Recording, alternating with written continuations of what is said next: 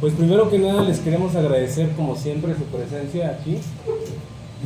Para mí es un verdadero honor y me siento muy satisfecho porque esté hoy Irving Reynoso, a quien yo considero uno de los representantes de esta nueva manera de hacer historia en Morelos.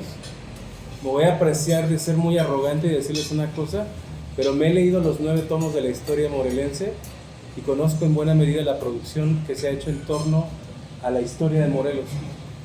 Tengo una colección de cerca de 600 libros sobre historia, cultura y geografía del estado de Morelos. Algunos ya se consideran pues ediciones perdidas, es decir, que ya no se van a volver a editar o no se han editado.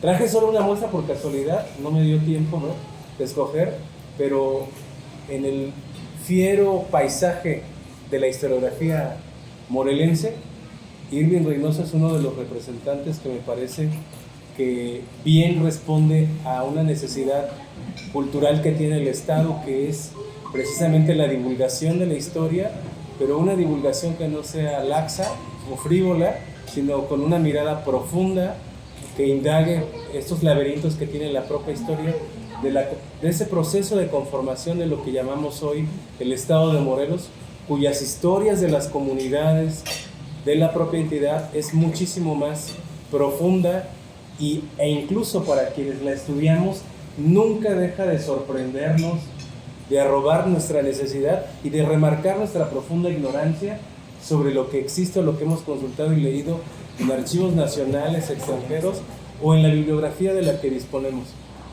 Su obra, Irving Reynoso, pues es historiador con una formación además como latinoamericanista. Me parece que es una obra de gran calado en el sentido en el que retrata esta moderna historia regional que se ha venido acuñando desde hace décadas en el estado de Morelos. Y quiero decirles cómo surgió la idea de esta conversación. Cuando apareció más bien primero este libro y este otro libro, tuvimos un acercamiento por conversación para ver la posibilidad de presentarlos.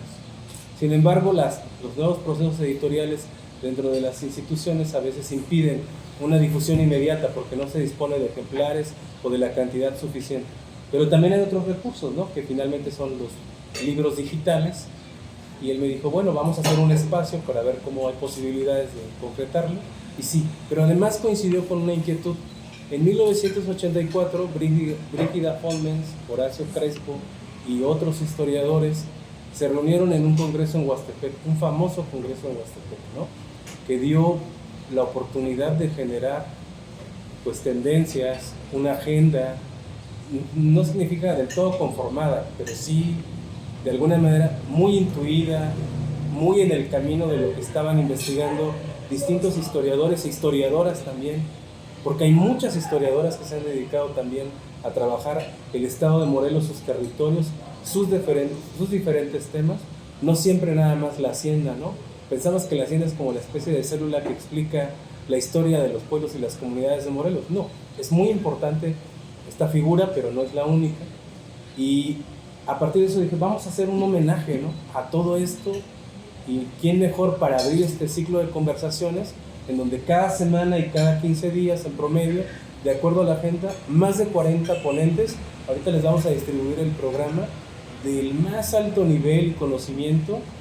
Van a darnos la oportunidad de acercarnos a distintos temas de la historia, la cultura, la geografía, la arqueología, la antropología e incluso la imagen, ¿no?, que es rico el estado en producción de imágenes y de discursos a través de la imagen.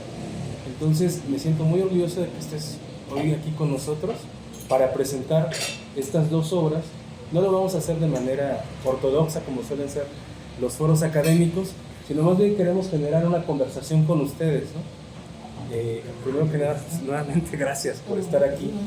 Y quisiera iniciar, a propósito, para que Irving nos hablara un poco, es cómo de Tetecala, ¿no?, a la academia advienes historiador, no sin una travesía de distintas exploraciones vocacionales que te van llevando a generar pues un interés propio por la historia de tu comunidad pero además vas viendo el entrecruzamiento de todas esas historias, ¿no?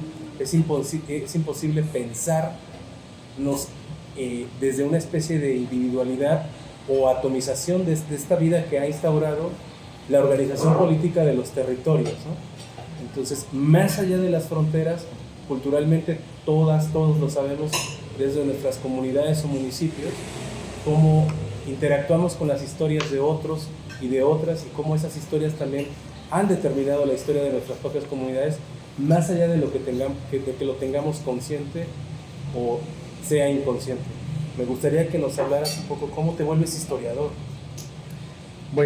Bueno, muchas gracias antes de entrar a la conversación, Gustavo, y muchas gracias a todos por asistir a esta convivencia, ¿no?, de temas históricos. Me da mucho gusto estar acá en Yautepec, capital histórica, primera capital histórica del estado de Morelos, uno de los pueblos más representativos de las tradiciones y de la cultura morelense.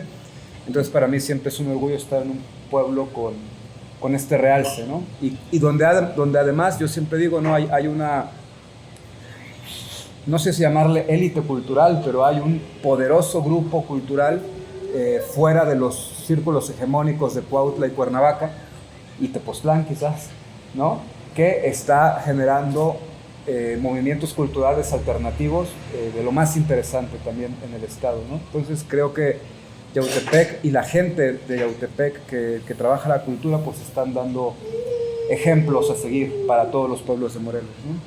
Gracias, Gustavo, por tan generosa presentación y por considerarme para abrir este ciclo de charlas. Tú lo provocaste.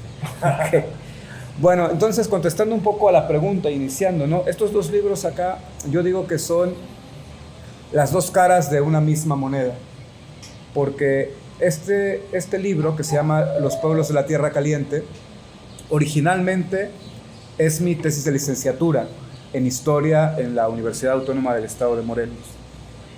Y cuando yo estoy por terminar la carrera y tengo que elegir un tema de tesis, yo la verdad nunca se me hubiera ocurrido pensar que iba a hacer una tesis sobre la historia de mi pueblo.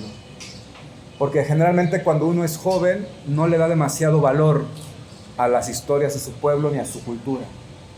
Y hace rato comentábamos también cómo incluso nuestros padres, al menos a mi generación, pues nos educaban, nos mandaban a la universidad un poco con la idea de para que abramos nuestra mirada a otras cosas, conozcamos el mundo, nos vayamos un poco del pueblo a conocer cosas distintas, a progresar. Y eso hacía que la cultura y la historia del pueblo quedara como algo atrás, como algo relegado, ¿no? Sin embargo, yo encuentro, ahora que mencionaste el Congreso de Huastepec, yo encuentro precisamente un libro de la doctora Brígida von Mentz, que es una profesora alemana, austriaca, ¿no? Austriaca, radicada en Cuernavaca desde hace muchos años, que tiene un librito sobre los pueblos y haciendas de la región surponiente, es decir, de la región del distrito de Tetecala, de donde yo soy originario. Y entonces yo encuentro ese librito ahí, perdido en la biblioteca de la universidad, lo empiezo a leer y me impresiona el nivel, la calidad académica, la seriedad y la importancia de lo que la doctora Brígida está poniendo en ese libro. Y entonces yo digo, si la historia de los pueblos de Morelos se puede hacer de esta forma, entonces a mí me interesa. Y eso me abrió una ventana para descubrir los libros del doctor Ernest Sánchez Antiró, del doctor Horacio Crespo, y de todos los grandes clásicos, antropólogos, historiadores, politólogos, periodistas, que han estudiado el territorio de Morelos, y entonces pues se me cayeron los prejuicios, ¿no? Se me cayeron los prejuicios y entendí que la región de Morelos es una de las regiones, no estoy exagerando, esto lo digo después de haber estudiado casi 20 años Morelos, ¿no? Es una de las regiones históricas más ricas del mundo. Es más parroquial quizás un historiador francés que estudia el sur de Francia, la región de vinos de Francia, o un historiador inglés que estudia la región ganadera de alguna parte de Inglaterra o de Escocia, ¿verdad? Un italiano la Toscana. O un italiano la Toscana, eso es más regional y más parroquial que un historiador morelense haciendo historia de Morelos. Porque la historia de Morelos es en buena medida está inserta en la historia del mundo. Y si no, ¿por qué estuvo Cortés aquí? ¿No? ¿Por qué tuvimos la región azucarera más rica del mundo durante siglos? ¿Por qué tuvimos el único señorío de toda la América hispana, que fue el Marquesado del Valle? ¿No? Es decir, una serie de... ¿Por qué tuvimos una de las revoluciones campesinas más importantes del mundo, que fue el zapatismo?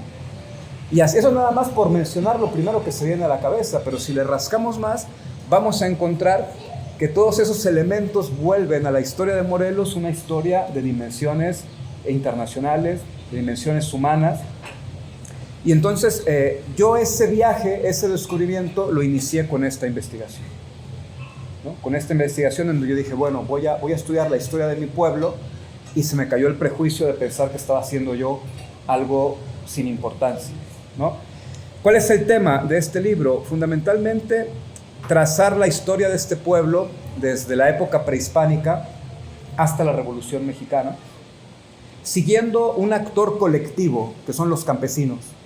Yo quería ver cómo los campesinos se fueron transformando a lo largo del tiempo, y fundamentalmente cuando esto era parte del imperio, de la Triple Alianza, del imperio mexica, pues los pueblos de Morelos tenían campesinos tributarios que daban un tributo a Tenochtitlan y a los dominadores regionales, pero con la conquista estos mismos campesinos se transformaron en repúblicas de indios, tributarios ahora del Imperio Español, pero ya con una complejidad, porque estas repúblicas de indios tienen unas características culturales, tienen un autogobierno, tienen una república, tienen un cabildo indígena, hay gobernadores, hay regidores, hay síndicos ya desde esa época, y cada año estas comunidades eligen a sus propias autoridades de manera autónoma, no es una autonomía que da la corona, tienen tierras que la misma corona protege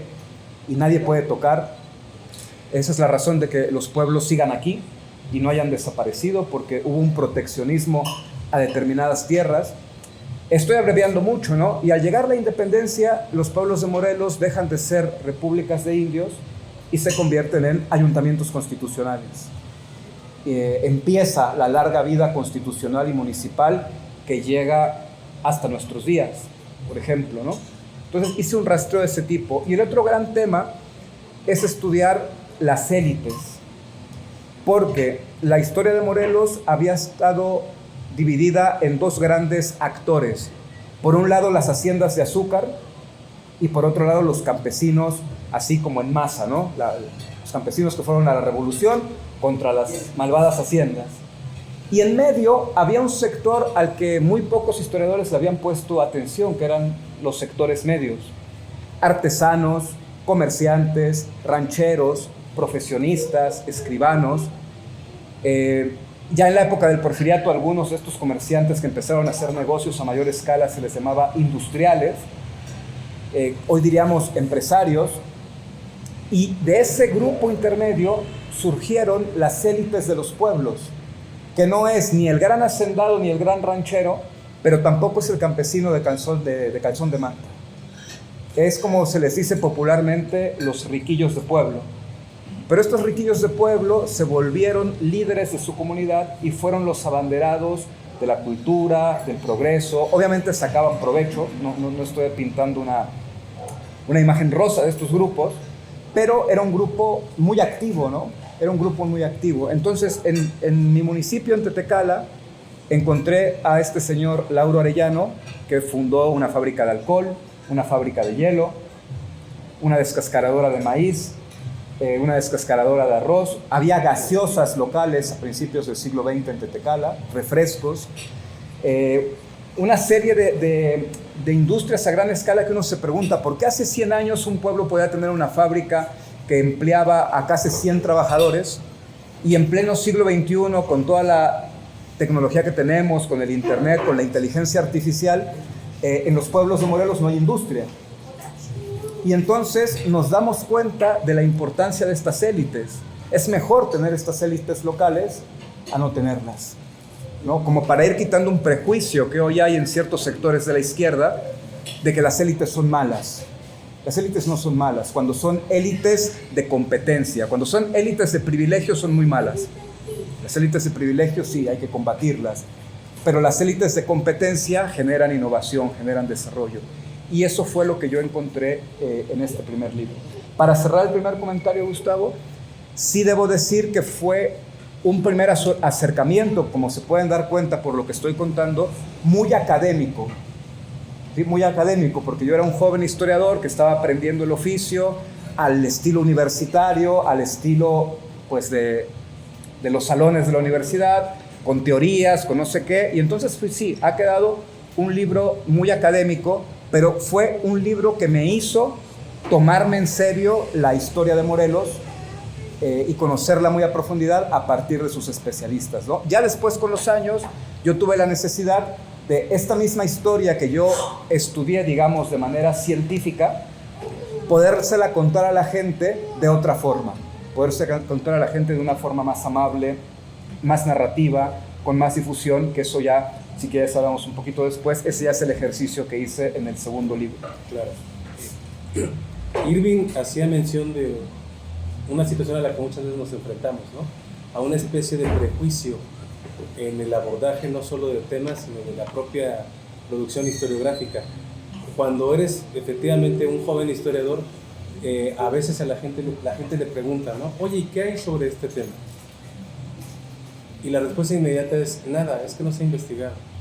Ese es uno de los errores enormes que existen para abordar la historia de Morelos, ¿no? En realidad hay una producción historiográfica amplia, hay mucha investigación. Me gustaría que nos acercaras en este trabajo que hiciste, la construcción de tus fuentes, la detección de tus fuentes, cómo tienes acceso a todos esos archivos que te dan la posibilidad de construir una narrativa. Bueno, afortunadamente, este libro lo construí afortunadamente, como digo, cuando yo empecé a estudiar ya había un grupo pequeño, pero había un grupo como de 10 historiadores que se habían dedicado a estudiar Morelos. Entonces yo primero me baso en esos trabajos. Luego, en el Archivo General de la Nación, encontré varios expedientes que hablaban sobre Tetecala y sobre la región, pero, y este es un aspecto muy fundamental para estudiar la historia de nuestros pueblos, tuve que recurrir a los archivos familiares y a los archivos orales, a las entrevistas. Este señor Lauro Arellano, que yo contaba que fue un gran industrial, fue diputado en la época del gobernador Patricio Leiva. Tuvo una faceta política y una faceta de empresario, ¿no? Su nieto, que ya falleció, en paz descanse, don Martín Arellano, que había sido presidente municipal por el PRI, todavía vivía en esa época y yo fui a entrevistarlo. Él amablemente accedió a darme entrevistas, pero además me abrió el archivo familiar, me abrió el archivo de su familia, en donde yo pude ver varios expedientes de propiedad de su abuelo, ¿no?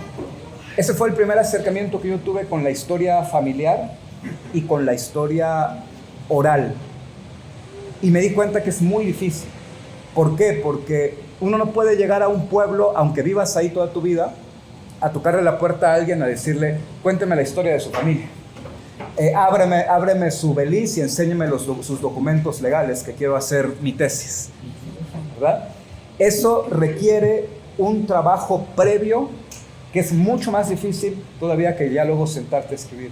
Requiere un vínculo con la comunidad, requiere generar confianza, que esa persona confíe en ti, que no vas a lucrar con su información, que no le vas a dar un mal uso, que la vas a tratar de manera profesional. Y este proceso lo tienes que hacer con cada una de las personas con las que tú quieres acercarte a un documento. Entonces, imagínense si yo entrevisté alrededor de 20 personas para esta tesis. Esas 20 personas suena a muy poco, pero el trabajo previo del trabajo comunitario, de crear lazos, de crear confianza, fue muy difícil. Yo me tuve que acercar a los cronistas. Había un par de cronistas, un cronista muy importante que fue Martín Rangel, que me ayudó mucho, porque él, desde su sapiencia y desde conocer la comunidad, él me acompañaba a tocar las puertas. Cuando yo iba solo, pues era muy difícil, pero ya cuando iba acompañado por el cronista, ya no era este jovencito inexperto que no le generaba confianza a nadie, sino venía alguien respaldándome, ¿no? Y de esa manera yo pude pude acceder. Otro lugar donde me cerraron la puerta en la cara fue en la iglesia, ¿no? A pesar de que mi madre, que en paz descanse, estuvo metida toda la vida en la iglesia, ¿no? Pero cuando yo llegué a abrir los archivos de la iglesia, evidentemente los mayordomos se asustaron. Los mayordomos dijeron: ¿qué anda haciendo este niño hurgando ahí en los papeles? Y un día llegué y me dijeron que ya no podía entrar. Entonces fue ir a hablar con el cura, ir a hablar con cada uno de los mayordomos, volver, que no está, que se enfermó, y meses después que me volvieran a abrir el archivo, por ejemplo, ¿no? Y en el archivo parroquial me ocurrió una anécdota muy interesante, que yo ya me estaba dando por vencido. Yo llevaba ahí casi 4 meses revisando papeles y no encontraba nada que me sirviera para mi investigación. Había cosas interesantísimas, pero nada para mi libro.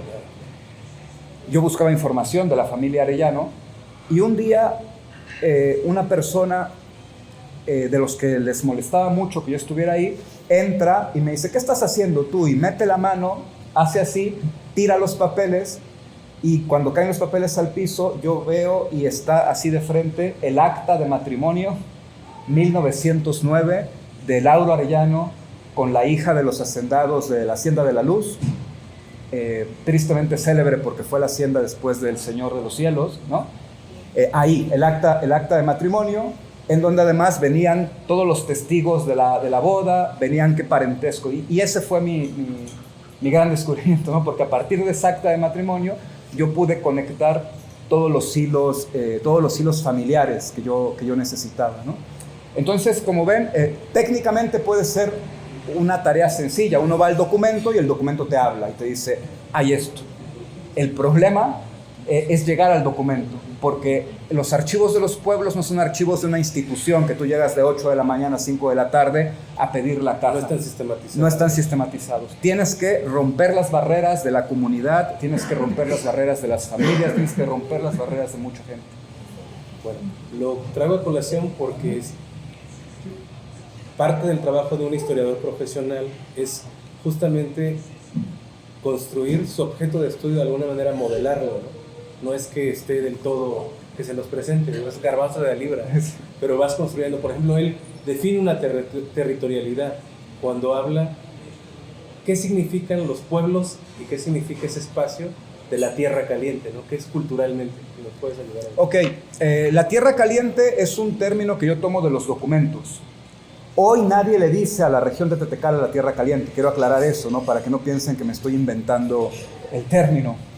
Pero en los documentos de la época es muy común que, digamos, cuando uno baja por la cañada de Cuernavaca y se acerca a Temisco, a donde está la hacienda de Temisco, y luego uno baja por Xochitepec, llegas a Alpuyeca y ahí empieza el corredor de estos pueblos, ¿no? Miacatlán, Mazatepec, Tetecala, Cuatlán del Río, ya en la frontera con Iguala. Desde Temisco, como digo, las fuentes, los viajeros que pasan por ahí dicen: estamos entrando a la Tierra Caliente. Algunos dicen a la Tierra Caliente de Cuernavaca o del distrito de Cuernavaca, ¿no? Algunos dicen simplemente: estamos entrando a la Tierra Caliente, por estas características climáticas que hay, ¿no? Gracias a las cuales la caña de azúcar pudo florecer en esta región. Pero nada más tiene que ver con esta cuestión climática, sino también, como sigue siendo hoy, es un corredor muy bravo en términos de violencia, en términos de revueltas campesinas, ¿no? Siempre fue un corredor en donde hubo muchas revueltas campesinas contra las haciendas, revueltas campesinas contra la iglesia, que la iglesia no era muy vista en ese corredor de pueblos porque acaparaban tierras. Es caliente también. Por el clima y por el temperamento. Exactamente, ¿no? Entonces, sí, históricamente se considera, como digo, desde Temisco, bajando el corredor, aunque yo me enfoqué solamente en los pueblos del distrito de Tetecala, ¿no?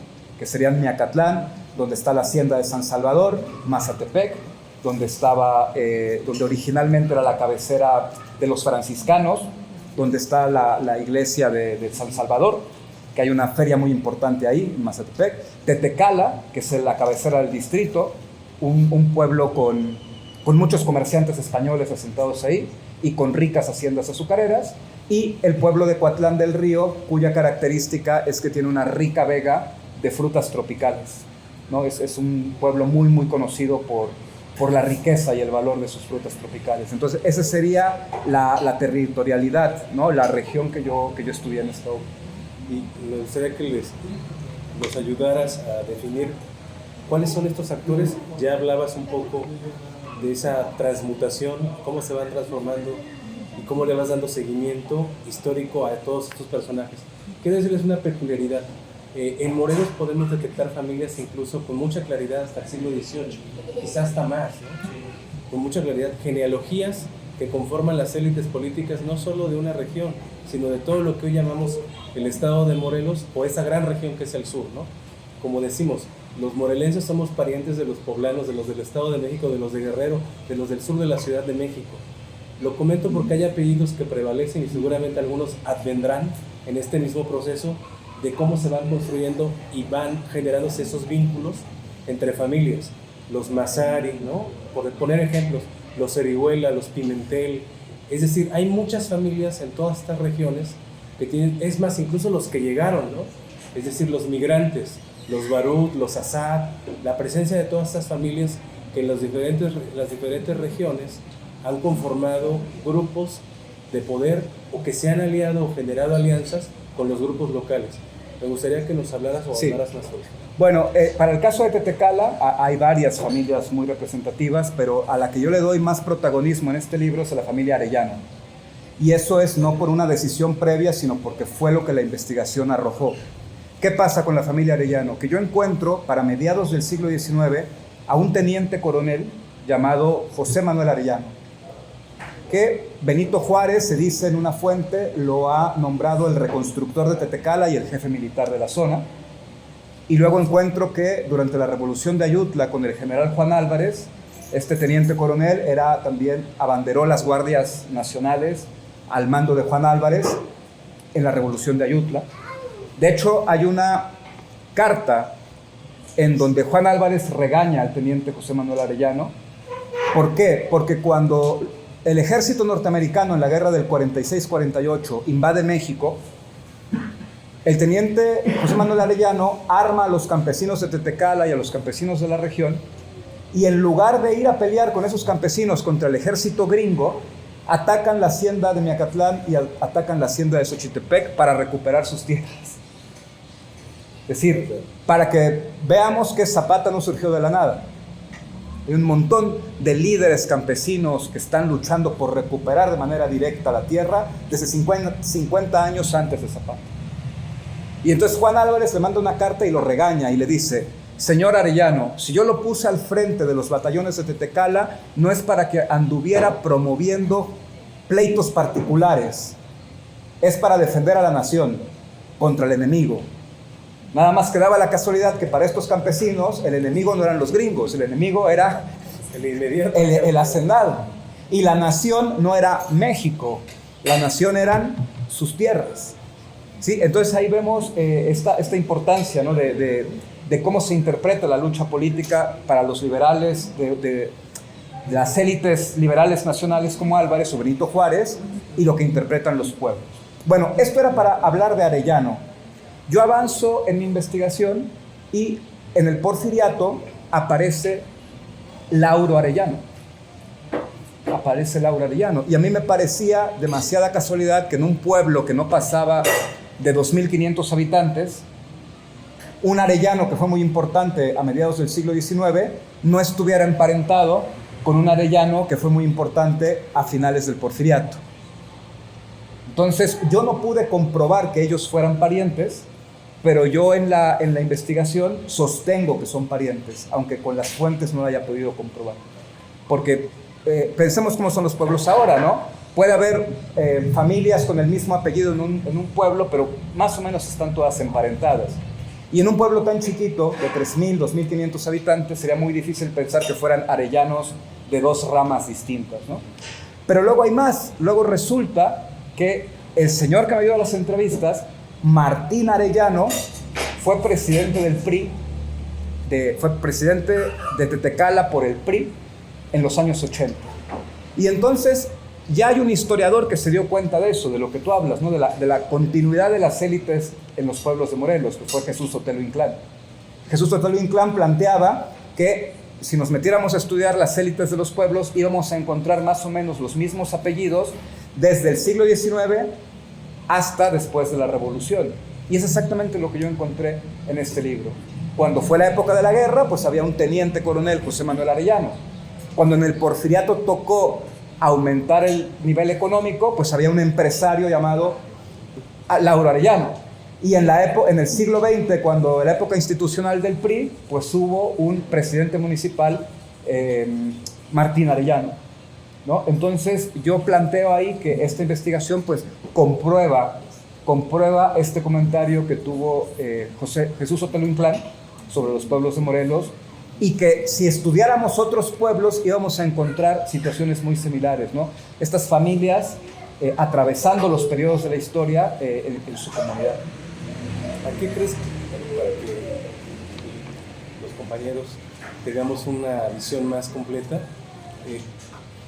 ¿Es Morelos un estado en permanente, un territorio, ¿no?, en permanente migración interna, que tiene que ver muchas veces con los procesos de producción de la caña de azúcar? Hemos encontrado algunos censos, en el siglo XIX sobre todo particularmente, en donde es posible encontrar el listado de calle por calle de los pueblos y saber de dónde proviene la gente que llegó a vivir, del poblado de Jonacatepec, que de Cuernavaca vino alguien a vivir a Yautepec, que de acá se fue a vivir porque un pariente le dijo que tenía que llegar a trabajar acá, que provenía de, vamos a decirlo así, de Jojutla. Es decir, cómo a través del estudio de la población, de toda esta movilidad, también nos permite reconstruir, ¿no?, las dinámicas económicas y sociales. Tu obra en general tiene una imprimatura que es mucho como las cuestiones o los aspectos económicos, ¿no? Uh-huh. Que los ahondaras un poquito, ¿no? A ver, yo creo que debemos entender como morelenses que toda la vida hemos sido un pueblo que se ha formado con gente que llegó de fuera. No tenemos nada de originarios, por así decirlo, ¿no? Después de la conquista, obviamente, pues están las comunidades indígenas aquí que sobrevivieron a las epidemias, por supuesto, pero la primera gran migración es la de los esclavos negros, traídos de África, que estuvieron aquí llegando en distintas oleadas por casi 200 años. Y al mezclarse con la población indígena local, pues crearon los mulatos y otro tipo de mezclas, ¿no? Entonces, ahí está una tercera raíz que no se suele hablar demasiado. Ahora se le está dando una mayor valoración a las raíces africanas morelenses por la cantidad de esclavos negros que vinieron, ¿no? Y eso es un proceso socioeconómico, porque los indígenas tenían prohibido trabajar en las haciendas porque las epidemias casi los eliminan, casi los exterminan, y entonces los hacendados tuvieron que comprar fuerza esclava, ¿no? Esclavos negros traídos de África. Luego, para la región, no sé para el resto de Morelos, pero la región hay un montón de migración española durante el siglo XIX. Yo encontré en el Archivo General de la Nación un montón de pasaportes de comerciantes de Santander, de comerciantes de Santander, de Extremadura, de Asturias, que pedían permiso para venir a Morelos o a Tetecal específicamente a comerciar con determinados productos, y son españoles que luego ya se quedaron a vivir en el pueblo, ¿no? Y luego ya si nos venimos más al siglo XX, siglo XXI, pues la cantidad de olas migratorias que ha tenido el estado de Morelos, de gente de Guerrero, de gente de Michoacán, de gente de Puebla, o de la misma Ciudad de México, que de repente, expulsamos gente hacia Estados Unidos, hacia la Ciudad de México y otros estados, pero también viene gente, sobre todo a partir de la creación de CIVAC, ¿no? El desarrollo industrial ya muy moderno, que se trató de cambiar la estructura agraria del estado de Morelos y volverlo un territorio industrial, atrajo muchos trabajadores de otras partes del país. Y entonces eso ha hecho siempre que la población de Morelos sea muy dinámica, y que quizás por esta mezcla de gente de tantos lados la cultura sea tan rica, porque cada gente viene con sus costumbres, con sus formas de pensar, con sus formas de comer, con su música, con sus formas de bailar, con sus formas de entender la religión, y todo eso se mezcla aquí en este territorio, ¿no? Y esa es la riqueza del estado de Morelos. Un último dato que quisiera decir sobre el tema es que no tengo el dato exacto, pero Yo recuerdo el año pasado haber leído un artículo en donde se dice que ya más de la mitad de la población morelense de hoy proviene de otros lados.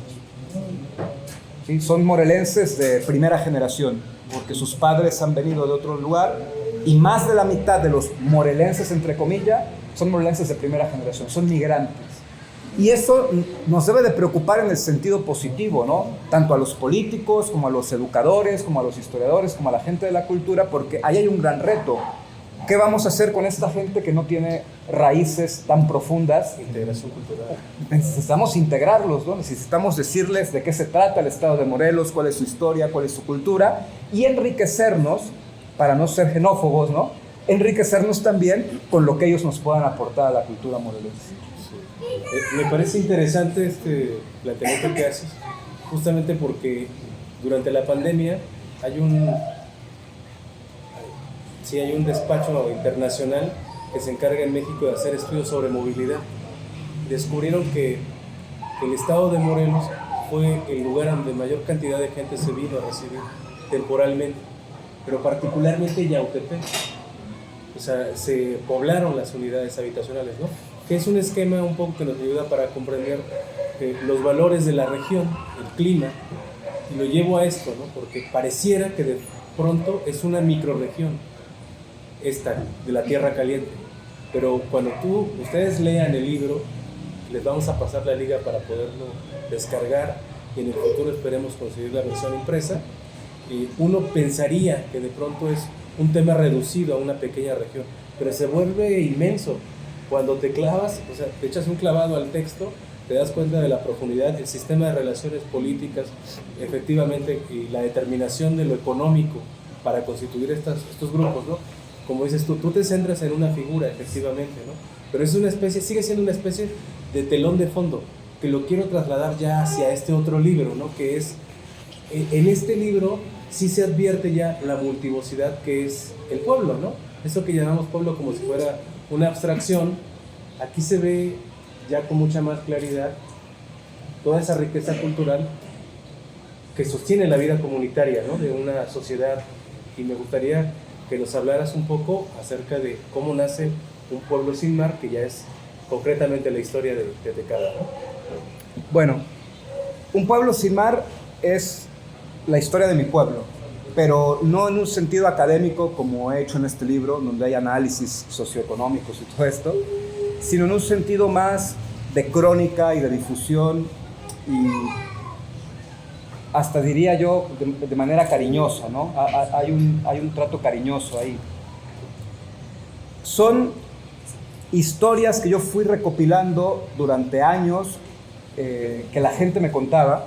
Yo crecí con los señores más grandes diciéndome: ustedes jóvenes no valoran acá su pueblo, ustedes deben de saber que aquí estuvo Benito Juárez. Y nos decían, ¿no? Ahí donde ahora es la biblioteca, ahí pasó una noche, y luego pasó en la casa de enfrente, y ahí se quedó Benito Juárez. Y nos decían, de aquí es Modesta Ayala, la famosa mujer del corrido de la Modesta Ayala. Y nos empezaban a contar determinadas cosas que uno como joven no le da importancia, pero cuando yo me volví historiador fui empezando a recopilar esas historias, y llegó el momento en que yo tuve la necesidad de escribir un libro sobre la historia de Tecala, y me pasó algo muy interesante, ¿no? Que les quiero compartir. Yo tenía demasiada información, quería contarlo todo, quería decir, quiero hacer un tomo de 800,000 páginas en donde yo le diga al pueblo: aquí está tu historia.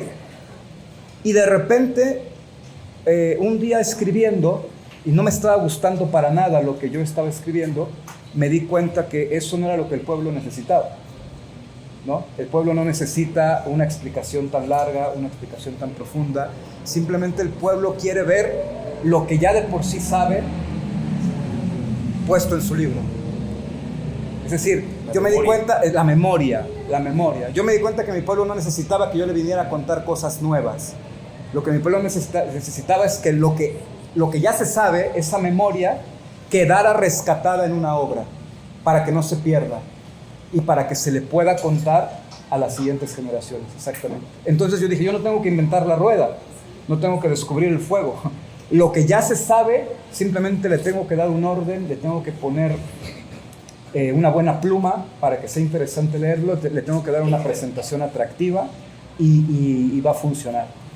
Y entonces, ¿qué hay en este libro? Hay en este libro anécdotas que yo encontré en el archivo sobre Tetecala, como por ejemplo que un cura falso llegó al pueblo, se hizo pasar por cura, lo hospedaron varios días ahí, le dieron de comer, le pagaron las misas, y cuando el inquisidor iba pasando rumbo a las grutas de Cacahuamilpa, rumbo a Tasco, pasó por ahí, le dijeron que había un cura, lo quiso conocer, se dio cuenta que no, lo apresó y se lo llevó a la catedral de Cuernavaca, donde estaba la cárcel de la Inquisición, y le hicieron un juicio, ¿no? Por ejemplo. Antecedente, ¿no? Sí. Entonces, sí, por ejemplo, ¿no? Encontré que... Martín Garatuza, sí, el falso cura que dio misa en Tetecala, ¿no? Encontré que el pueblo de Tetecala estaba obligado a darle trabajadores a las minas de Tasco, y entonces cada semana o cada 15 días varios indígenas tenían que ir a trabajar a las minas de Tasco.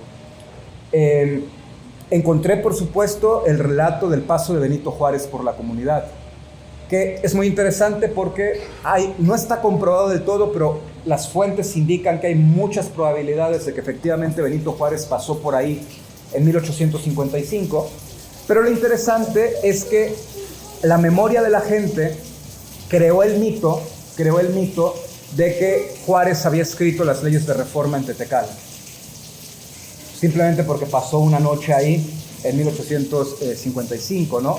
Entonces fue muy interesante tratar con respeto esa memoria, poderle decir a la gente, pues miren, eso no tiene ningún fundamento, y eso no quiere decir que le estemos faltando el respeto a la gente que tenga esa memoria o la gente que tenga ese recuerdo, pero de todos modos hay muchas probabilidades de que Juárez estuvo acá están las pruebas, y de todos modos eso tiene mucho valor, ¿no? Entonces fue muy interesante para mí tratar con respeto algo que para la gente en Tetecala pues tiene un valor de otro tipo, ¿no? El presidente Juárez acá, las leyes de reforma, todo eso, ¿no?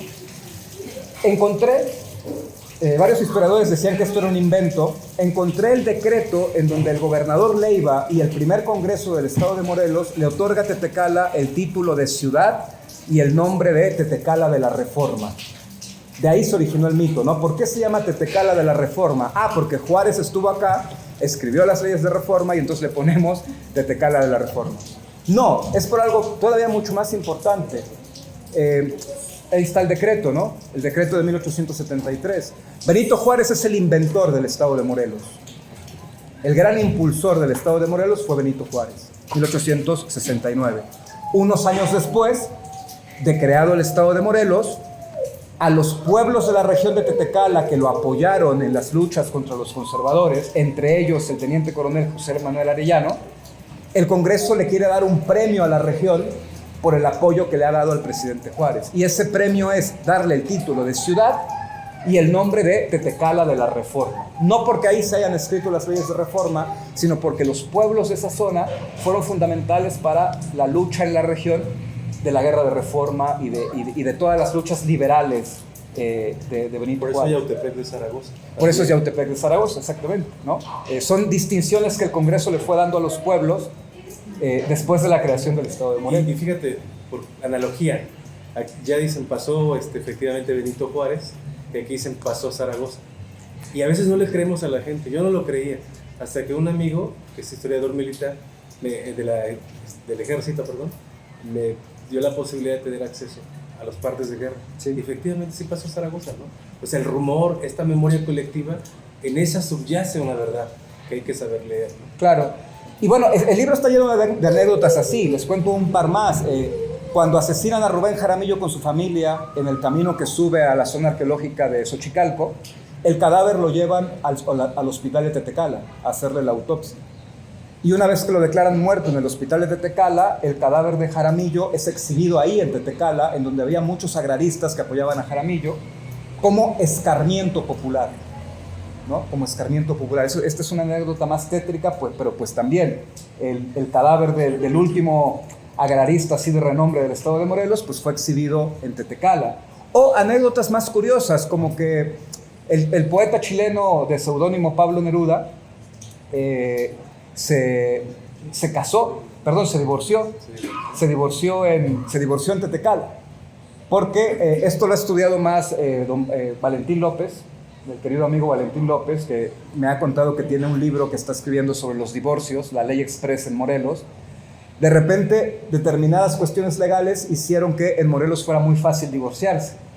Y eso hizo que un montón de celebridades que traían problemas con sus parejas vinieran a hacer un divorcio express a determinados juzgados de Morelos, ¿no?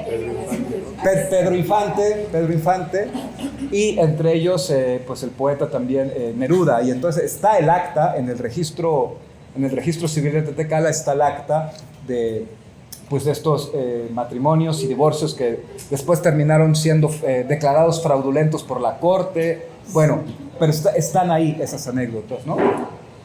Y si me permites un último bloque de esto, una cosa que a mí más me llamó poderosamente la atención es que el cronista Martín Rangel, que mencioné para el libro anterior, de todas las cosas que me contaba, había algo que me impresionaba mucho, y él me decía: aquí en el pueblo se filmaron películas, algunas de la época del cine de oro mexicano, otras más recientes, pero Tetecala fue un pueblo en donde se grabaron varias películas.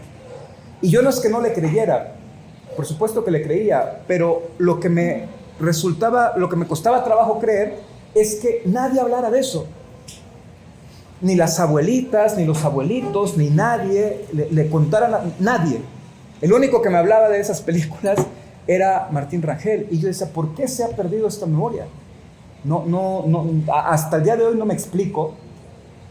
María Félix estuvo en el Zócalo de Tetecala grabando una escena.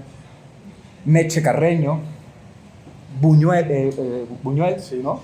El director Luis Aguilar, es decir, son personalidades en su momento muy célebres en la cultura mexicana, y me costaba mucho trabajo entender que no hubiera una memoria en el pueblo de esto, ¿no? Y efectivamente, por razones que yo no les puedo explicar, era una memoria que se había prácticamente perdido. Entonces yo me di a la tarea de conseguir las películas, verlas cuadro por cuadro, y cuadro por cuadro logré rescatar las imágenes en donde se ve el pueblo, donde se ve la iglesia, el Zócalo, la presidencia municipal, algunas calles, algunos lugares que ya desaparecieron. Y entonces en este libro está cada una de las películas con su reseña y su ficha, y los fotogramas en donde ahora la gente puede ver los fotogramas de esas películas, y yo lo considero un rescate de memoria patrimonial, porque ese pueblo ya desapareció. Al Zócalo se le han hecho como 7, 8 reconstrucciones, y cada Zócalo es distinto, y en las películas se ve un Zócalo muy distinto al que soy, una iglesia muy distinta a la que soy, y las calles y los techos y todo esto, ¿no? Entonces, bueno, eso es algo que me dio mucho gusto, además de ser algo muy interesante porque el cine es muy llamativo. Como digo, es algo que yo siento que es una memoria que alcancé a rescatar justo cuando ya la llama del recuerdo se estaba apagando. Y espero que al difundir este libro con esos fotogramas, pues la memoria de que Tetecala fue la ocasión de películas muy importantes, pues permanezca al menos unas cuantas décadas más. Es una contribución a poner, digamos, en circulación una memoria ahí en proceso de pérdida. Lo comento porque incluso cuando no, hasta desmientes, ¿no? La posibilidad de que una película, sí, como La Sandunga, ¿no? Dices, sí, parcialmente dices que puede ser. Había eso, las distorsiones de la memoria, como yo hablaba con Juárez, ¿no? De que Juárez pasó una noche en Tetecala, se construyó que había escrito las leyes de reforma ahí. Pues bueno, de que se filmaron algunas películas en Tetecala, se distorsionó a películas que nunca se filmaron ahí, pero la gente se acuerda que sí. Y un ejemplo es La Sandunga, que está completamente comprobado que se filmó en el Istmo de Tehuantepec, porque además pues refleja a una tehuana, ¿no?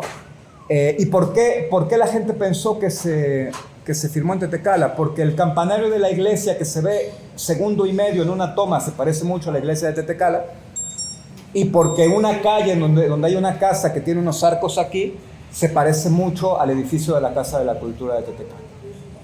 Y esas dos cosas se habían asociado a que la película se había filmado ahí. Yo lo que hice fue tomar fotogramas, ponerlas fotos en comparación y mostrar que se trataba de locaciones distintas. Pero evidentemente hubo una reacción muy fuerte también, ahí tuve que tener mucho cuidado, ¿no? Hubo una reacción muy fuerte de gente que decía, no, la huerta en donde sale a pasear la tehuana, esa huerta ahí que se ve muy bonita de mangos, es la huerta de Tetecala. Y entonces eso no hay manera ni de probarlo, pero tampoco no hay manera de negarlo, ¿no? Entonces yo tuve que, y además como un ejercicio de humildad, ¿no? Yo tuve que aceptar de, bueno, quizás sí. Entonces yo pongo en el libro, quizás el recuerdo de que la sandunga se grabó en Tetecala tenga que ver con imágenes que se grabaron y la gente vio y luego no se usaron en la película, o imágenes que se grabaron en lugares que es imposible determinar que es Tetecala. Pasa, por ejemplo, en Yautepec, en 1954 se filmó Tizoc. Algunos exteriores son utilizados y otros no. Entonces, ves, en una sola secuencia puedes ver momentos de Yautepec, de Tlaquiltenango y de Puebla. Entonces eso genera también un poco de confusión, ¿no? A la hora de hacer la edición, pues la gente dice, pues esto sí, esto no, puede ser. Sí, claro, entonces yo dije, yo no voy a decir contundentemente tampoco que esto no es cierto. Si hay una memoria es por algo, y entonces dejo abierta la posibilidad y eso, pero estas experiencias me hicieron a mí acuñar un término, que no sé si sea yo el primero que lo acuña o ya existía antes, pero tenemos historia regional, tenemos historia local, y yo prefiero llamar a esto historia comunitaria. No historia local ni historia regional, historia comunitaria, porque es historia que se hace con la comunidad. A lo que nos encontramos con nosotros mismos, ¿no? Exacto, se hace con la comunidad, y entonces lo que dices, sabes que inmediatamente va a tener una respuesta, y que tienes que asimilar el golpe, y que tienes que adaptarlo, y que la respuesta va a ser inmediata, y no de los intelectuales, de la gente ahí de a pie, de la gente de la iglesia, de la gente del mercado, de todo el mundo, ¿no?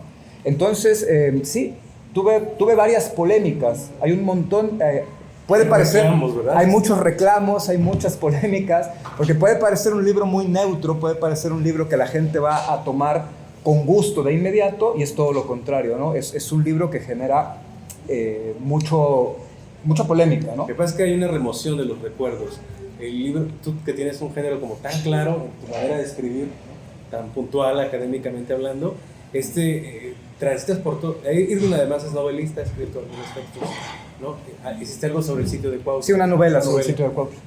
Bueno, entonces aquí hace gala de los recursos literarios y se ve efectivamente, ¿no? Un poco entre la anécdota, se percibe el testimonio que subyace de las personas y toda esta, digamos, amalgama de las historias de cómo los ve la comunidad permite construir una narrativa muy fluida. Yo este libro lo leí en una noche, en un par de horas. O sea, se lee con una fluidez porque además es muy rico visualmente, tiene una gran cantidad de materiales fotográficos, desde cartografía histórica, dibujos, carteles cinematográficos, pero también, como dicen, los fotogramas mismos de las películas para comparar las secuencias de un film, fotografías que vienen de los acervos familiares, y me gustaría que nos platicaras, ¿no? Cómo se puede construir una historia de la comunidad sin asumir una parcialidad y no pisar los callos de las familias, porque en las comunidades hay grupos de poder, ¿no? Finalmente. Sí, pues eso, con la comunidad. O sea, una historia comunitaria se escribe con la comunidad, pero es una historia que se cuece a fuego lento, porque hay que tener un proceso de acercamiento muy personal, muy íntimo, muy respetuoso con cada familia, e ir respetando los tiempos que la familia te marque.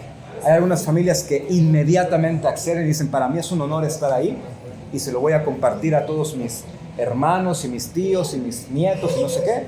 Y hay familias que te dicen, ya veremos, vuelve después, lo voy a platicar, ¿no? Entonces sí, fue un proceso complicado. Les cuento a algunos de las joyas que hay acá. Por ejemplo, hay Tetecala es un pueblo donde el fútbol en particular, iba a decir el deporte, pero no, el fútbol en particular juega un papel muy importante. Y hay el recuerdo de un equipo campeón de todo el estado de Morelos, que es el equipo del Marte, y encontramos la foto de los años 50 del equipo campeón del Marte, y están ahí, con el portero que todavía usaba estas gorras españolas, que la gente aquí les dice boinas, ¿no? Que se ponían los los porteros del fútbol antiguo y donde todavía se ve la pelota de cuero, ¿no? Encontramos esa foto, por ejemplo, pero no nada más encontramos la foto, sino yo la publiqué en redes sociales, es esta, de este lado. La publiqué en redes sociales y con el apoyo de toda la comunidad logramos identificar a cada uno de los jugadores con nombre, apellido y apodo, porque en el fútbol es muy importante el apodo, ¿no? Entonces no hubo ningún jugador que se quedara sin ser identificado, ¿no? Nombre, apellido y apodo. Y entonces eso fue un ejercicio muy interesante porque yo no tuve que ir casa por casa preguntando, oiga, ¿usted conoce alguno de estos? Yo lo puse en redes sociales y la gente solita se encargó de proporcionar la historia, ¿no? Entonces ese fue, por ejemplo, nada más por poner un ejemplo, un ejercicio muy interesante de cómo se construye una historia comunitaria, por ejemplo, ¿no? Encontré otra foto, esa es una tradición que yo completamente desconocía, que son las madrinas de cintas, las madrinas de las carreras de cintas. Entonces es una foto donde está un templete y hay varias muchachas arriba en el templete con un traje típico y con unos listones. Bueno, de lo que se trataba es de que había carreras de caballos con los jinetes solteros y aquellos jinetes que ganaban la carrera tenían el derecho de acercarse al templete con las muchachas y las muchachas al que elegían le tiraban un listón, una cinta, ¿no? Por eso se llamaban las madrinas de cintas. Esa es una tradición que ha desaparecido por completo, tanto de Tetecala como de los pueblos de la región. Yo no conozco ningún pueblo, yo no he visto en vivo nunca esta tradición. Y sin embargo está la foto ahí. Está la foto ahí y la gente también logró identificar a algunas de las muchachas que están ahí, que ya son bisabuelas hoy, ¿no? Por ejemplo, o algunas ya hasta fallecieron. Entonces sí, como digo, ¿no? Una historia comunitaria que se tiene que hacer con la comunidad y que tuvo su dificultad también porque cuando yo quise publicar este libro por medio de la universidad me dijo, tienen razón, necesitamos los derechos de autor de cada una de las fotografías. Y yo le dije a la directora de publicaciones, pues mire, usted no sabe el trabajo que costó para que el abuelito de esa familia, usted no sabe por cuántas capas tuve que pasar para que el abuelito dijera, bueno, que se publique la foto en el libro. Voy a confiar en ti, muchacho. Ahora, si yo a ese señor le pongo un papel enfrente y le digo, fírmele, por los derechos de autor, ese señor me va a quitar el permiso inmediatamente. Entonces fue un conflicto muy grande porque la universidad me decía, yo entiendo ese proceso comunitario, pero la universidad no va a publicar un libro sin los debidos derechos de autor.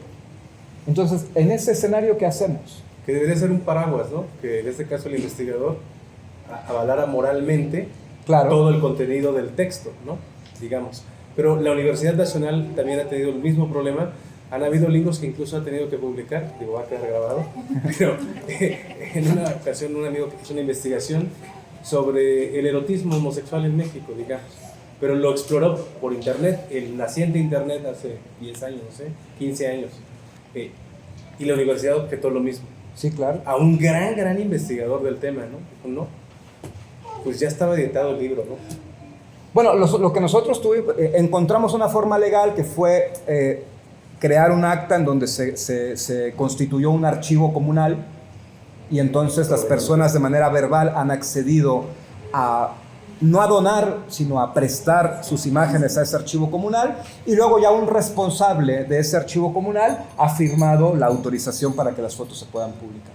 Al final hubo voluntad para poder encontrarle la vuelta. Pero quiero decir, son problemas que uno no se enfrenta cuando se hace un libro de estas características académicas, ¿no? Porque lo que saqué de aquí viene de los archivos están completamente registrados y uno los cita y no hay ningún problema, pero lo que está aquí no tiene ningún registro. Es un territorio muy inexplorado y entonces ahí sí que uno se encuentra con trabas legales. Bueno, yo no quiero apañar la palabra tanto, más bien quisiera que ustedes que están acá le preguntaran a Irving, como ven, ese es un escenario histórico delimitado, temporal y espacialmente, y esto es el juego de la memoria de la comunidad. Me gustaría que te preguntara. Adelante. Sí. Bueno, primero felicitar por estos dos libros. que hablan más que nada bueno, más bien el valor que tiene de ser de su pueblo, ¿no? El interés que se tiene o tuvo para escribir algo de su pueblo. Y Gustavo me prestó el libro de Un pueblo sin mar hace un momento y me gustó mucho. O sea, yo conozco el pueblo de Tetecala no a profundidad, de paso nada más, ¿no? Y no me imaginé que tuviera pues esta historia. Y bueno, finalmente una pregunta que ¿por qué sin mar, un pueblo sin mar? ¿Contesto de una vez o ya? Si quieren, ¿alguien más? ¿Alguien más se quiere preguntar algo? ¿Qué dice? Por el título, Un pueblo sin mar. Bueno, contesto de una vez. Bueno, muchas gracias por el comentario. El título fue otra polémica, ¿sí? El título fue otro pleito y otra polémica, porque además como los expertos en marketing te recomiendan, no debes de poner en un título palabras negativas, ¿no? Y el sin es una palabra negativa, ¿no? Entonces es una mala estrategia de marketing. Pero yo le puse Un pueblo sin mar porque a mí me llamó poderosamente la atención que las dos películas que yo considero más importantes de las que hablaba hace rato, que se filmaron en Tetecala, una que se llama Los Olvidados, del director Buñuel, con María Félix, pinta a Tetecala como... Perdón, Los Ambiciosos, no Los Olvidados, perdón, Los Ambiciosos. Pinta a Tetecala como una isla. En esa película, Tetecala es el Pao, que es la capital de esta isla caribeña, donde hay un dictador y ahí se desarrolla la historia. Y es eso, es la capital del Pao, es una isla. Y la otra película protagonizada por Meche Carreño se llama No hay cruces en el mar. Una película con cierta fama en su momento, ¿no? Sí, de los 70. De ruptura incluso. Y entonces en esa película Tetecala es un pueblo con mar. El mar de las escenas de No hay cruces en el mar creo que es Mazatlán. Se fueron a grabar al mar a Mazatlán y entonces le pusieron el mar de Mazatlán a Tetecala. ¿Y esto por qué los directores hacen eso? Porque Tetecala parece un pueblo de mar. Por eso las palmeras de la portada, ¿no? Porque uno llega al Zócalo y eso está lleno de palmeras, uno se mete a las huertas, hay palmeras por todos lados, hay un calor como si fuera un pueblo de playa, hay una humedad como si fuera un pueblo de playa y en general hay un estado de ánimo de la gente más como de costa, ¿no? Entonces yo dije, pues qué curioso, ¿no? Qué curioso, cuando los directores de cine han necesitado un pueblo de mar para no tener que ir a la costa, a 2 horas de la Ciudad de México, se fueron a Tetecala. Y ya luego mandaron a alguien a grabar el mar, nada más. Eso se me hizo una metáfora muy poderosa de la imaginación, de como que el mar es para mí lo que le hace falta a Tetecala, ¿no? Un pueblo sin mar es un pueblo sin desarrollo económico, es un pueblo sin seguridad pública, es un pueblo sin libertad, de muchos tipos de libertades, es decir, todo lo que nos falta, pero yo no lo digo en un sentido catastrofista, es como en un sentido del horizonte, ¿no? Es como tenemos que salir a buscar el mar, es salir a buscar lo que nos hace falta. Y lo que sí tenemos, porque yo me atrevo a titularlo Un pueblo sin mar, y alguien me puede decir, ¿por qué te concentras en lo que no tenemos? Y yo le contestaría, porque lo que sí tenemos está aquí adentro. ¿Sí? Lo que sí tenemos está aquí adentro. Acá está nuestra memoria, acá están nuestras tradiciones, acá están nuestros hechos históricos, acá está lo que sí tenemos. Ahora, lo que no tenemos es el mar, en un sentido metafórico, ¿no? Y entonces es como yo digo en el ensayo introductorio de la obra, es como una invitación a las nuevas generaciones a seguir construyendo un pueblo en donde tengamos el mar. No el mar real, sino todas estas cosas que nos hacen falta, ¿no? ¿Alguien más? Adelante, Armando. Igual yo cada una de las felicitaciones, bueno, ya el de Pueblos de la Tierra ya lo había revisado, Pueblos Maradón todavía no. Yo tengo la pregunta sobre todo porque nos sentimos identificados, ¿no? En la forma, en el enfoque que tenemos con los trabajos, pero sí es una dificultad muy grande el pasar, como tú lo decías, ¿no? De la memoria histórica, como Pueblo de Tierra Caliente a la memoria colectiva, cómo se construye, ¿no? De forma pues, académica, ¿no? ¿Cuáles han sido esas dificultades que te marcaste de transitar desde un trabajo profesional, históricamente hablando, geográficamente hablando, a uno que construye desde la comunidad y para la comunidad? Porque a pesar de que uno escribe y quiere que todo el mundo te lea, pues es cierto que no llega a todo, ¿no? Y que casi siempre en las comunidades nos interesa pues esta clase de trabajos que son como para difusión. Y que bueno, como decías tú también, ¿no? La gente quiere escucharse y quiere leerse y eso es lo fundamental, precisamente para seguir reforzando la memoria. Entonces, como ese tránsito, ¿cuáles fueron las dificultades que te enfrentaste para ese cambio tan radical, pues, no?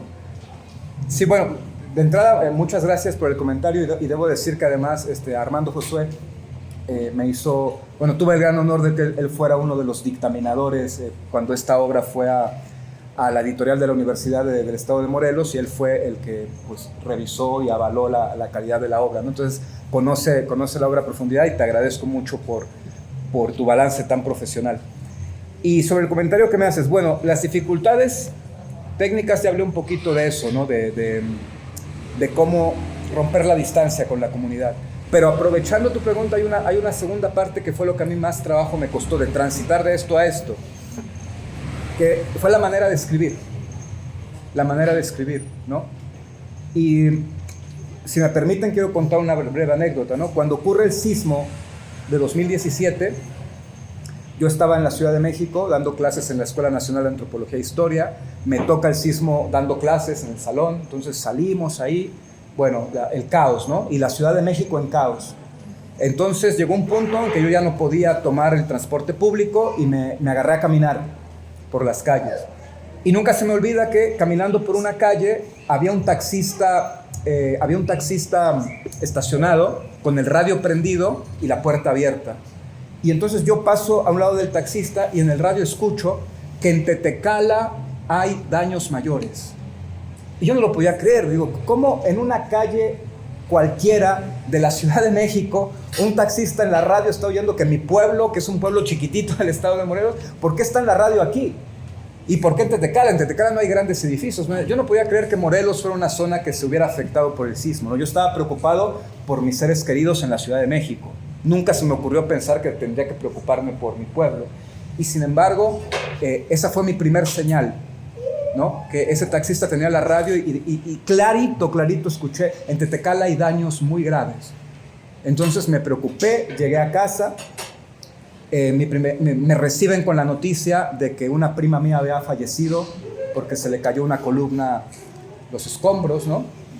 Y otra señora también que rezaba los rosarios de los santos y de los sepelios, le había caído una columna en la plaza también y había fallecido.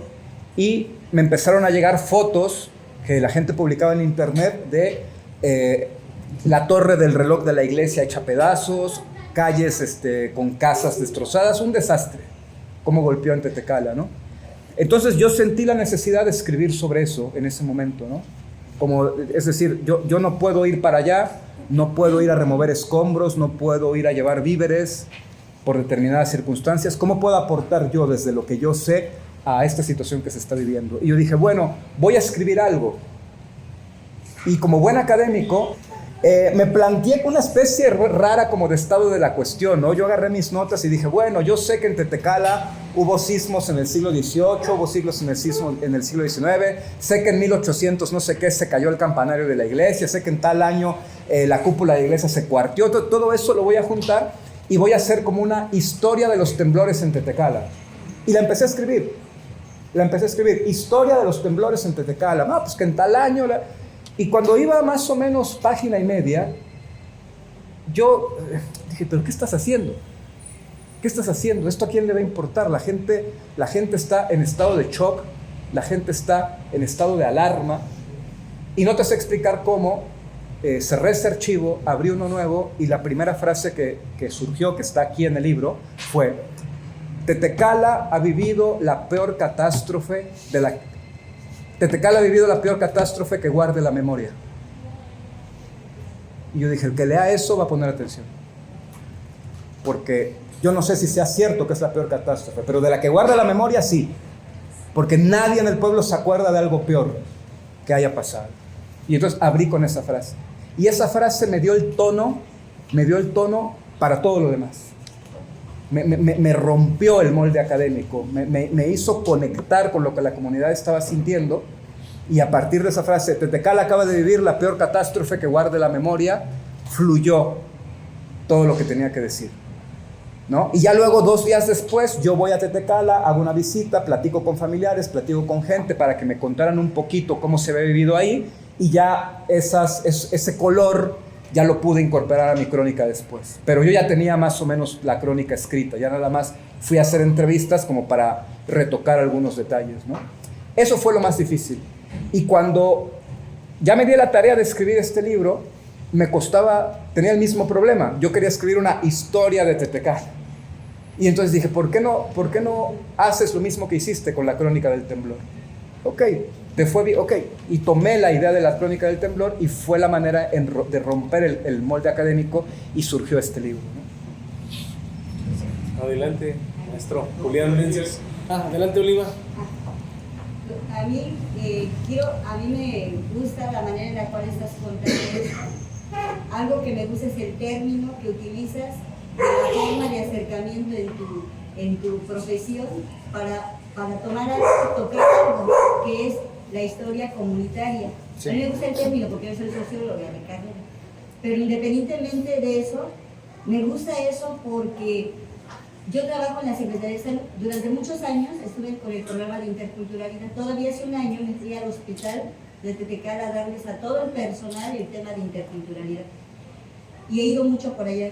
Resulta que algo que me gusta mucho es ese término de comunitario, es el sentido de pertenencia de la gente. Por eso la conexión que tú tuviste como historiador para rescatar y atraer esas historias X, de personajes X, ¿no? De allá de Tetecala. Y algo que también me llama la atención es ese sentido de identidad de la gente en todo momento en búsqueda de algo. Y si alguien la rescata y la pone, qué bueno que ya lo hiciste, porque ya es un pasote grandote, porque abre más puertas. Es decir, a veces se van construyendo un libro y se reconstruyen otros más, porque resulta que ahí no contó de eso, esa parte. Entonces va uno rescatando otras cosas donde detonaste algo que era importante, el sentir de la gente y su memoria de la gente individual, atravesada a través de esta parte que es tu libro. A mí me gusta esa parte, te digo, tanto busca la gente, anda uno buscando identidad, cada uno como comunitaria, identidad colectiva, identidad personal, que el hecho de oírse y escucharse en esas historias la gente, eso ayuda y permite arraigarse, y a la gente arraigarse y sentirse parte de ese mundo, de ese lugar, de esa tierra. Llámese tierra Tetecala, llámese tierra una historia que vivieron de manera comunitaria y donde él también la vivió y tiene algo que contar, ¿no? Y eso me gusta. Me gusta tanto también la parte que comentas de por qué se querían llamar reforma, o sea, de reforma, porque la gente en todo momento anda buscando un personaje, seguramente le significó, Claro. le significó mucho, en este caso Juárez, tanto le significó que querían esa conexión, ¿no? Por eso me gusta esa parte, desde mi punto de vista intercultural, que rescatas hasta dentro del propio término, que es lo que generalmente me ha encantado a mí trabajar en todo lo que yo doy a nivel de conferencias, porque de interculturalidad, esa parte comunitaria. Y ahorita escuchar a la gente como tú, joven, como tú que tienen algún tipo de formación profesional, aparentemente el término tonto de decir me bajo hacia lo colectivo, no, al contrario, me reencuentro con esa parte misma que es lo que me ha hecho crecer, ¿no? Y eso me gusta mucho, por eso te felicito en esa parte, porque yo no pensé que iba a venir así, que a encontrar a alguien que va a contar de Tetecala, la historia y todo, ¿no? Esa parte de conceptos, eso dice mucho, ¿no? Dice mucho de la gente, cómo aterriza y aborda las cosas. Muchas gracias. Bueno, ahora le quiero comentar algo sobre eso, pero muchas gracias por su comentario. Julián, adelante. Bueno, les quiero comentar que hace unos meses en Jojutla, de donde venimos, organizamos, bueno, yo no, la coordinación de la biblioteca, que funciona también como galería municipal, organizó la presentación de un libro X. Y de los ponentes o expositores vinieron 2 arqueólogos veracruzanos, famosos allá, de Jalapa. Se sorprendieron de que hubiera 100 gentes en la presentación del libro y dijeron, es increíble, Jalapa es la Atenas de Veracruz y a las presentaciones acuden 20, 30 personas y nos va bien. ¿Cómo le hacen? Ahora que lo vea, le voy a decir, maestro, te quedaste corto. En Tetecala, Irving Reynoso presentó este libro de Un pueblo sin mar, y tuve la dicha de que me invitaran unos amigos, fuimos, me quedé con el ojo cuadrado, porque no eran 100, eran una multitud. Bello pueblo. De verdad, de verdad. Y eso echó abajo eso de que nadie es profeta en su tierra. ¿Sí? En Morelos estamos viviendo, y yo me siento afortunado y los felicito, porque ahí tenemos a 2 exponentes de esa élite intelectual que para mí es un boom morelense de la historia, porque nos están enseñando de veras. Tú también eres parte de eso. No, yo no soy historiador No, pero cuentas, y ya no soy de esa generación. eres contador de historias. Llevo como con 50 años. Pero, Solo nos vemos, no somos tan jóvenes ya. pero de verdad, a mí me sorprendió.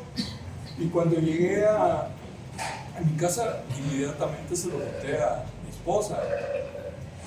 Por eso cuando le comenté que hoy lo presentaban aquí, vamos, me interesa conocer, ¿no?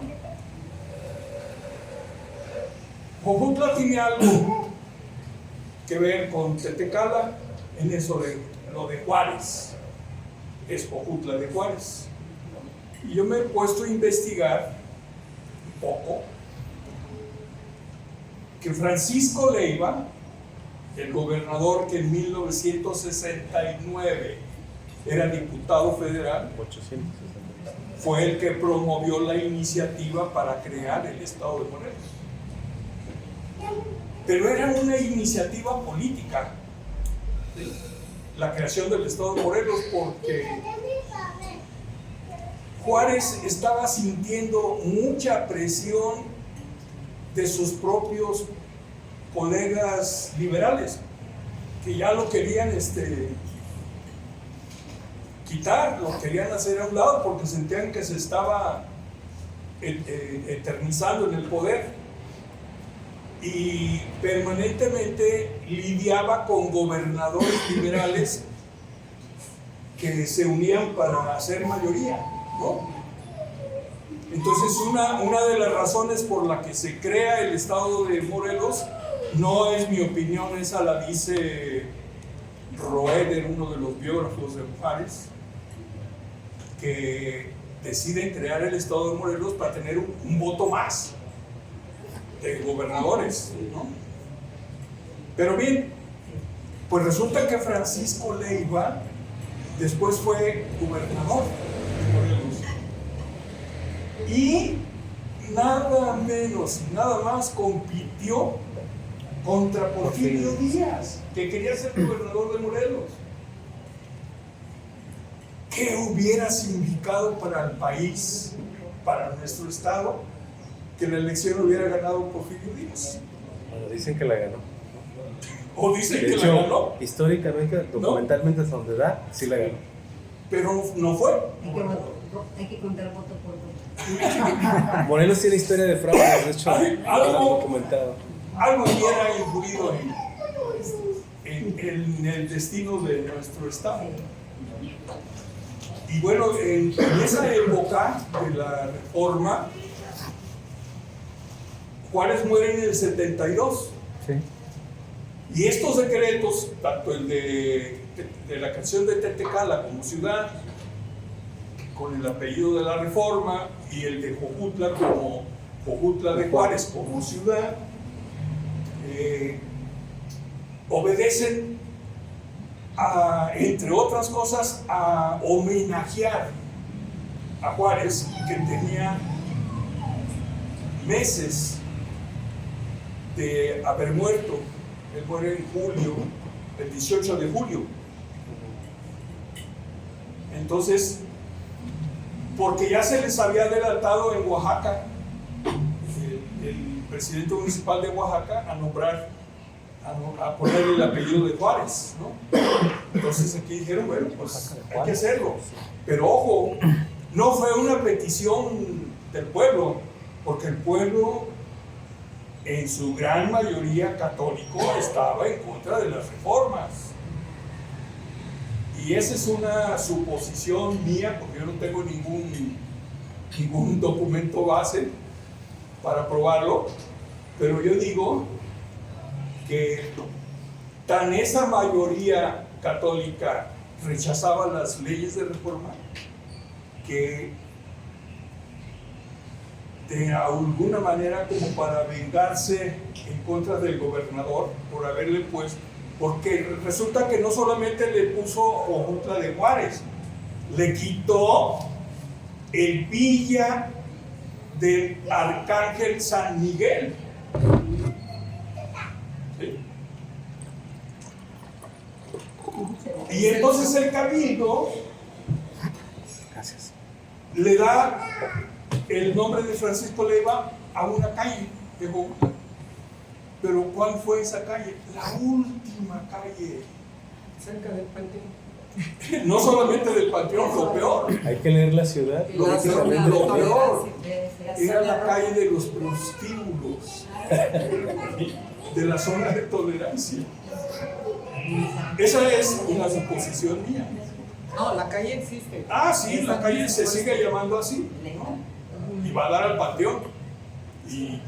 Pero ya desapareció de ahí. Don Lauro Ortega quitó la zona de tolerancia.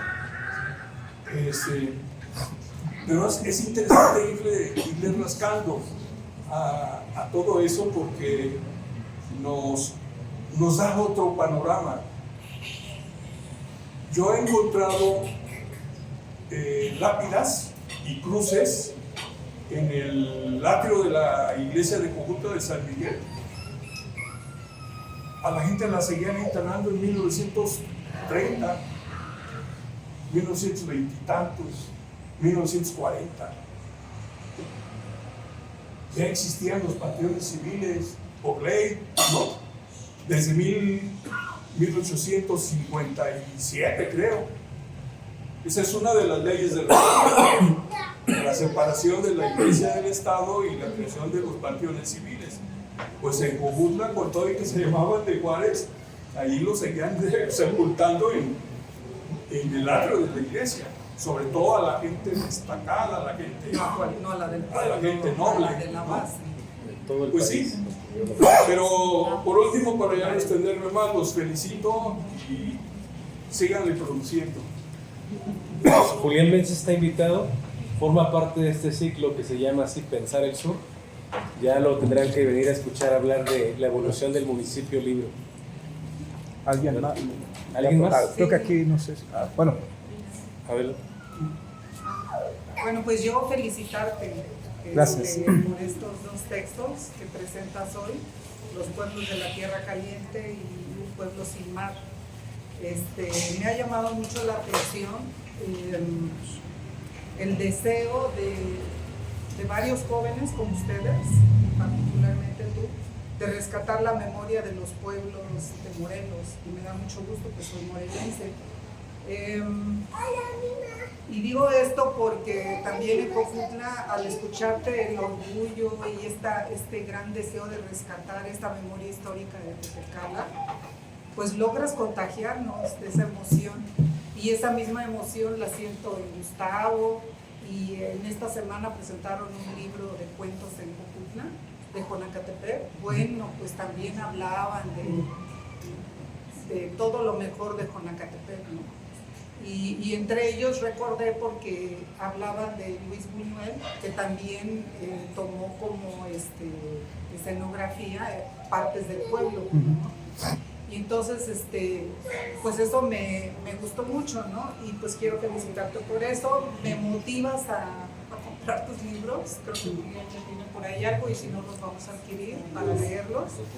Pero aquí me surge una inquietud que es como una pregunta para los que están con este deseo de seguir recuperando la memoria histórica de los pueblos de Morelos y de nuestro país.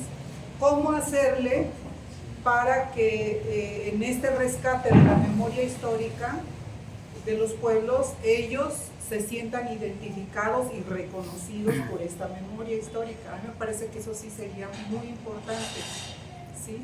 Para que, es decir, por ejemplo, Julián hablaba de la presentación de tu libro, por lo menos ahí alguien decía, fulanito ya, ¿no?, escribió algo, ¿no? Pero ¿cómo hacerle? Porque de pronto cuando hablabas de esto, de las películas, de esta memoria que la gente no tiene, a mí me vino a la cabeza, pues porque la gente no fue invitada, ¿no? No se le dijo, vengan, va a haber una película, ¿no? Nada más lo supieron un grupito, ¿no? Y a la gente no se le participó. Entonces, sí, como que es una tarea bastante ardua, pero bien emocionante, y los felicito, y he disfrutado mucho esta tarde de estar aquí.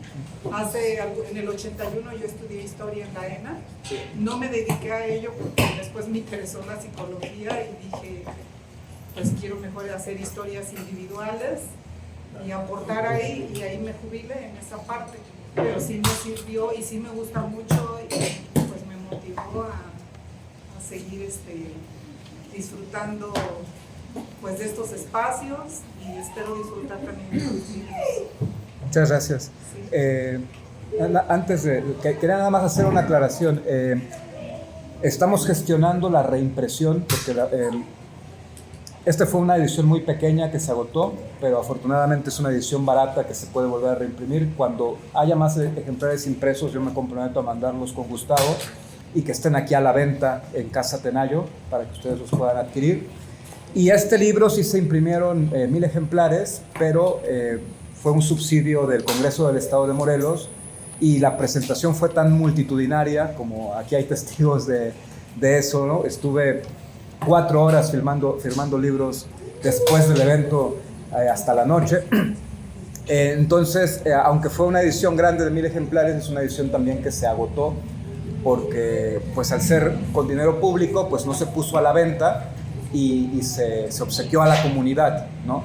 Pero estamos gestionando, y va por muy buen camino, la gestión de otra reimpresión, y también cuando tengamos reimpresión de este segundo libro, voy a mandar ejemplares a Casa Tenayo, aquí si Gustavo nos hace el favor de tenerlos.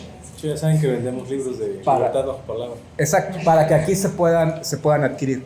Y me gustaría contestar a sus comentarios, nada más había aquí Sí, pues en realidad es reforzar lo que ya comentaron las personas que están aquí, sí. Sobre el valor de las memorias, Sí. porque pues trae identidad, son trascendentes. No nada más son importantes para las personas que vivieron esa escritura, Sí. sino para los hijos, ¿no? Porque a quien no le gusta conocer el pasado de su pueblo. Eso crea mucha inquietud, saber qué pasó, ¿no? Entonces, y bueno, yo lo digo porque conocí el pueblo de mi esposo, que es San Rafael, Estado de México, aquí por América. Es un pueblo donde hubo una fábrica de papel con un contrato de 100 años, etc. Y es casas muy, muy diferentes, ¿no? Entonces, y la gente hablaba de que ese pueblo, antes de que llegaran estas personas de la fábrica, vivían de la minería. Entonces, y hablaban mucho de un libro, precisamente, donde hacía referencia a las primeras personas que llegaron. Entonces, es algo muy, muy bonito que aprecian mucho los presentes y los que vienen, ¿no? Posteriormente. Y bueno, el segundo aspecto es, sí, una doble felicitación, porque normalmente cuando una persona del mismo pueblo hace algo, a veces la gente o no le cree o no le tiene confianza, o sea, esa es una barrera que se tiene que, y qué bueno que logró superar estos obstáculos. No sé si habrá sido un obstáculo. Pues fue complicado, ¿no? Justo contestando a todos los comentarios, aprovechando este último comentario, ¿no? Muchas gracias a todos por sus felicitaciones, por sus comentarios tan amables y generosos.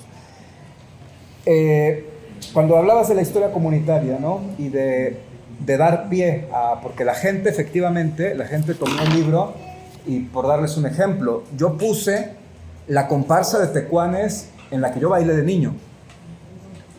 Y luego me fui del pueblo y para mí la comparsa de tecuanes era esa, del señor que... ¿no?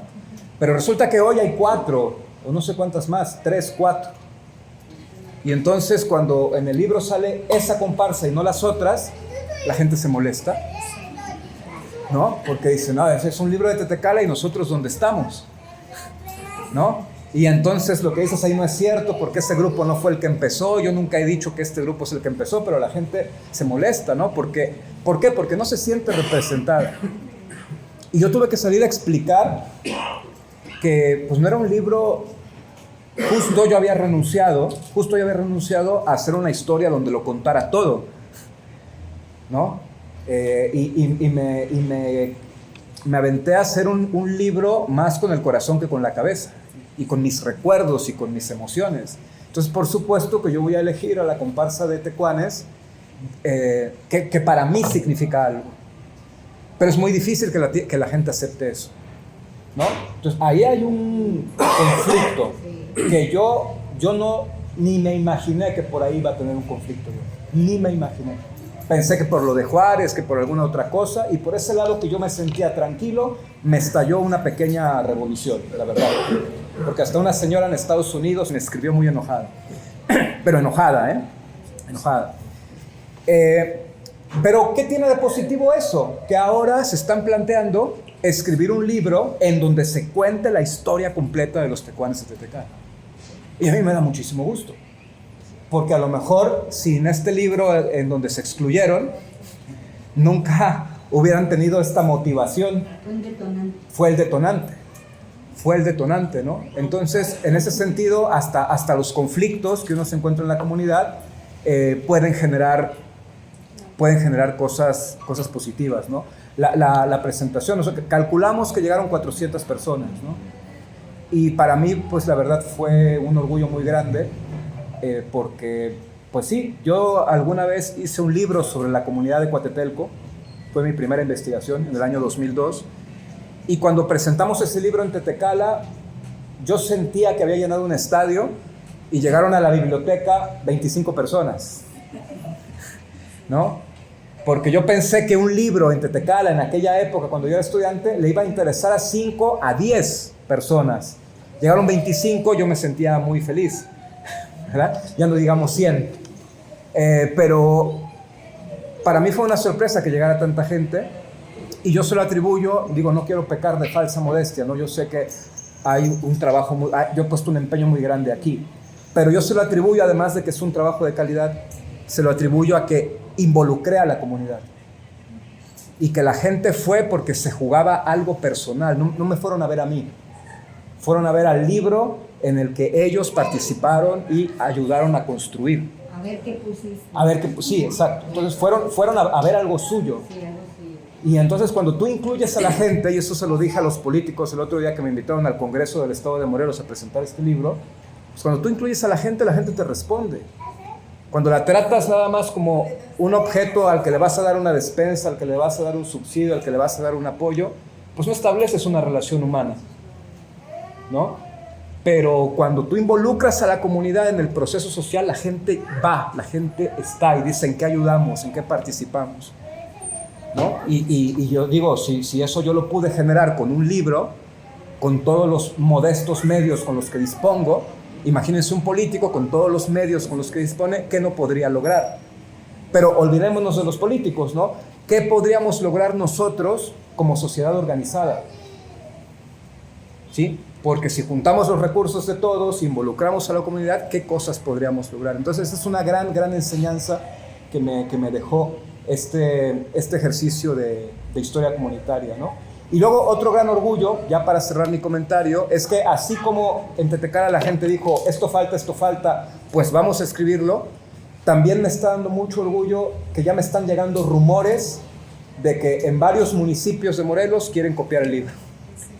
Y yo no tengo ninguna envidia de que ojalá lo copien y les salga 10 veces mejor que el mío.